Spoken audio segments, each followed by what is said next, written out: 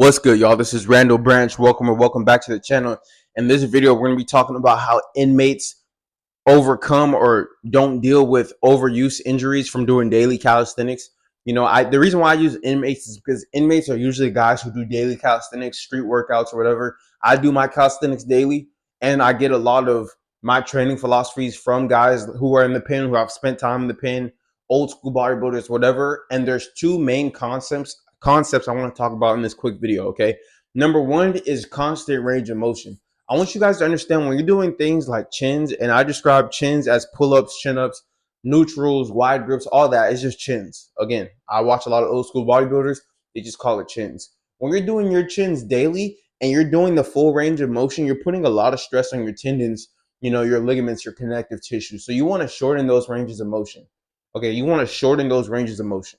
A lot of guys think that, and again, the guys who think this usually don't even have good physiques. So dudes just be talking, dudes think that their advice holds weight when they don't have a physique. A lot of guys will have no back and be like, oh, the chin up, the pull up, it doesn't count if you don't lock out at the bottom. It still does count. Some guys call them shorties. Some guys, I don't call them anything. I just say they're just regular chins to me. I just don't go all the way down. You want to stay in a pocket. That's what I call it. Stay in a pocket. You're not coming all the way up to where like your head, like your fucking belly button is over the bar. You're not yanking yourself up, but you're not doing a dead hanging at the bottom.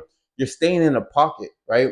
And you're focusing on keeping the intended muscle under tension throughout the full set, right? The lats. If you're going behind the neck chins, maybe it's the upper back and the traps, right? If you're going neutral close grip, maybe it's the lower lats, but you want to keep the intended muscle wide grip, maybe it's the upper lats, right?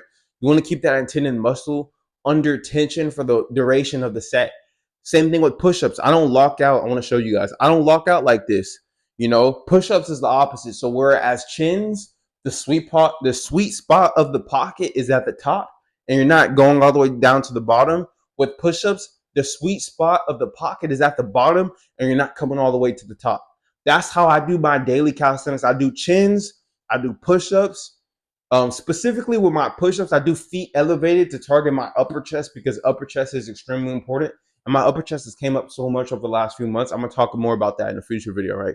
But I do my push-ups, I do my chins, I do my neck curls, and I do ab work on a daily basis, whether I go to the gym or not, right? And even with my sit-ups, I'm not going all the way down. I'm staying in a pocket, okay? I'm staying in a pocket. With my neck curls, it's pretty much like, I hit all my angles and shit like that. But especially for chins and for push-ups, I don't do dips. I will make a video in the future about why I don't do dips. But my chins and my push-ups, I stay in a pocket. So that's number one. You're not doing full range of motion. You're doing constant tension. Don't listen to these fucking bodybuilding gurus telling you that if you don't do a full range of motion, it's not a rep. They don't know what they're talking about, okay? Most of them don't even have good physiques. They look chunky, watery, and bloated, okay? And they look like fridges. They don't have V-tapers, which is what we train for. Number two is you don't have to take every set to failure, right? That's another thing that you guys forget. Or that's another thing that a lot of these bodybuilding guys, oh, I'm training Mike Mincer, Dorian Yates style. I'm doing high intensity. I'm hitting failure, and then I'm doing baby reps and partial reps, and I'm pushing past failure. Like, you're cooking your central nervous system, and you're not training in a way that allows for you to train every day. You don't have to take a rep to and beyond failure to build muscle, okay? Again, we'll make so many videos about this because there's so much bullshit in fitness. You don't have to kill yourself to build a good physique. You don't have to kill yourself. You don't have to fry your central nervous system and fry your tendons and have achy shoulders and achy knees and achy elbows, okay? So when you guys are doing a set of push-ups, maybe you could do 60 in a row, but you finish the set off at 50 or 55, and you just add more reps over time. But within the specific set, you're not taking the set to failure. You're just doing more sets. So let's say you could do 60 in a row and 60 is failure. Instead of doing a set to 60, you might do 2 sets to 50 or 2 sets to 45 or 2 sets to 55. That's just an example, right?